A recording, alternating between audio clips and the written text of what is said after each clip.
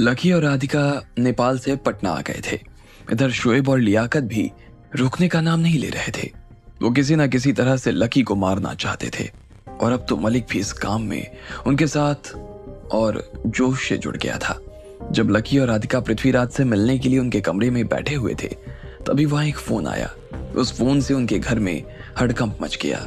जब लकी और राधिका वहां आए तो उसके महज 10 मिनट के बाद ही वहां रिसेप्शन पर बैठी लड़की को किसी ने ब्लैकमेल करने के लिए फोन किया। फोन पर वो आदमी बता रहा था कि उसने मेहरा परिवार के घर की दीवार में एक बम लगा दिया है। अगर उन्हें उस बम को फटने से बचाना था तो बदले में उन्हें 10 करोड़ रुपए और लकी चाहिए था। उन्होंने उसे टाइम भी दिया था। अगर वक्त रहते लकी अपने साथ पैसा लेकर वहां नहीं आता तो पूरे घर को उड़ा देने वाले थे। इस फोन की रिकॉर्डिंग उस लड़की ने पृथ्वीराज को सुना दी। जैसे ही पृथ्वीराज और वहां मौजूद बाकी लोगों ने उस आवाज को सुना तो उन्हें समझ में आ गया था कि इस आवाज को प्रोसेस किया गया था और ये किसी असली आदमी की आवाज नहीं थी। लेकिन वो मेहरा परिवार के मकान को बचाने के बदले में लकी को क्यों मांग रहे थे, ये किसी को समझ नहीं आ रहा था। लेकिन पृथ्वीराज को सब कुछ समझ आ गया। उन्हें साफ दिखाई दे रहा था कि अभी कुछ दिन पहले ही उन्होंने लकी को अपना उत्तराधिकारी चुना था। इस मामले का खुलासा उन्होंने अपनी कंपनी के लोगों के सामने भी कर दिया। उनकी उम्र ज्यादा हो जाने की वजह से अब उनके पास में ज्यादा वक्त तो नहीं बचा था। हो सकता है कि कंपनी के ही कुछ लोगों ने इस खबर को बाहर फैलाया हो, इसलिए लकी को टारगेट बनाया जा रहा था। पृथ्वीराज ने यह सारा मामला लकी के सामने रख दिया। लकी भी हाथ पर हाथ धरकर बैठने वालों में से नहीं था। जैसे ही उसे ये सब खबर मिली तो उसने बिल्डिंग में जितने भी लोग मौजूद थे उन्हें वहां से बिल्डिंग से बाहर निकालना शुरू कर दिया। वहां पर पुलिस की गाड़ियां भी आने लगी और उन गाड़ियों से उतरे लोगों ने बिल्डिंग को घेर लिया और हर एक कोना छानने लगे। उन्होंने ऊपर से नीचे तक पूरे घर की तलाशी ले ली उन्हें, लेकिन कोई सुराग नहीं मिल रहा था।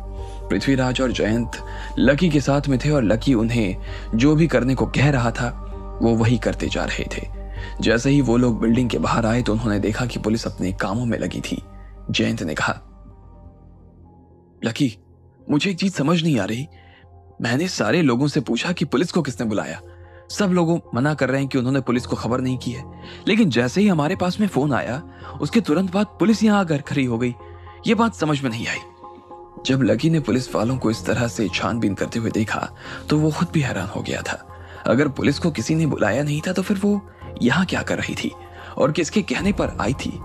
लकी ने कहा, हो सकता है कि उन्हें पैसों की जरूरत ना हो, वो बस हम लोगों को डराने और धमकाने की कोशिश कर रहे हो सकता है कि सामने वाला मेरे कंधे पर बंदूक रखकर कहीं और निशाना लगाना चाहता हो। पृथ्वीराज जी तो यहीं इसी बिल्डिंग में थे और उनके होते हुए तो यहाँ ऐसी कोई चीज नहीं हो सकती, कोई आ ही नहीं सकता।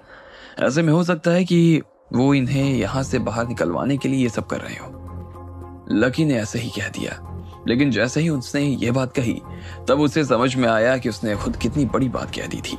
उसे अचानक से किसी खतरे की बू आने लगी।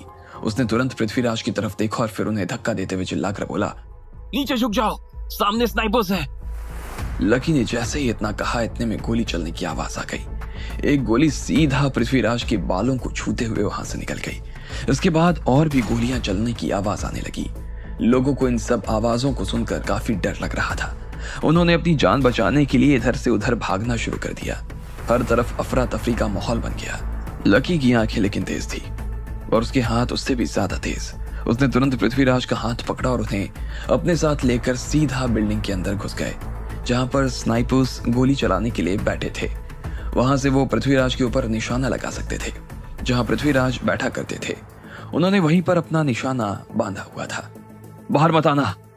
इतने में लकी ने एक बॉडीगार्ड को पृथ्वीराज की सुरक्षा में खड़ा करते हुए आगे कहा, याद रखना कोई भी मेरे पास नहीं आएगा और कोई भी इन्हें यहाँ से बाहर नहीं जाने देगा। मैं उस आदमी को पकड़ने जा रहा हूँ। अगले एपिसोड के बारे में आपको कब आएगा उसी पर बताया जाएगा। तभी फिर से एक और गोली चलने की आवाज आई। वो गोली सीधे जमीन में जा लगी। लकी जैसे ही बाहर आया तो उन लोगों ने लकी को निशाने पर लेकर उसके ऊपर गोलियां दागनी शुरू कर दी। लेकिन लकी जैसे तैसे अपने आप को बचाते हुए आगे बढ़ने लगा।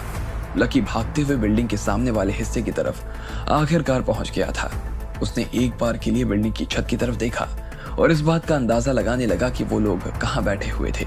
ये सब बहुत जल्दी हो रहा था। लकी सीधा उस बिल्डिंग के अंदर दाखिल हो गया। तेजी से उस बिल्डिंग के अंदर बढ़ता चला जा रहा था वो। लेकिन जैसे ही लकी अंदर दाखिल हुआ तो अचानक से उसके ऊपर एक और गोली चल गई। लकी के उस बिल्डिंग में आने की खबर वहां के लोगों को लग गई थी और इसलिए उन्होंने लकी के ऊपर गोलियां बरसानी शुरू कर दी।